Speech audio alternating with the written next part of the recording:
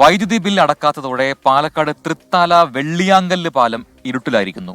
24 വൈദ്യുത വിളക്കുകളിൽ 7 എണ്ണം മാത്രമാണ് പ്രകാശിക്കുന്നത് എന്നാണ് അവിടെ നിന്നും മനസ്സിലാക്കാൻ കഴിയുന്നത്. ജലസേചന വകുപ്പ് കുടിശ്ശിക അടയ്ക്കാത്തതിനാൽ തൃത്താലയിലെ പ്രധാന ടൂറിസം കേന്ദ്രമായ പൈതൃക പാർക്ക് പ്രദേശം കൂടിയാണ് ഇപ്പോൾ ഇരുട്ടിലായിരിക്കുന്നത്. 2 മാസത്തെ വൈദ്യുതി കുടിശ്ശികയാണ് ബാക്കി. ഇതോടെ വെള്ളിയാങ്കല്ല് പാലത്തിലേക്കും പദ്ധതി പ്രദേശത്തിലേക്കുമുള്ള വൈദ്യുതി KSEB വിച്ഛേദിച്ചു. വെള്ളിയാങ്കല്ല് പാലം പൂർണ്ണമായും ഇരുട്ടിലായി.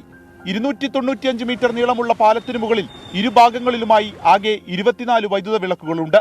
ഇതിൽ പ്രകാശിക്കുന്നതാകട്ടെ 7 എണ്ണം മാത്രം. 13,000 രൂപയാണ് കുടിശ്ശികയെന്ന് ജലസേചന വകുപ്പ് അധികൃതർ പറയുന്നു.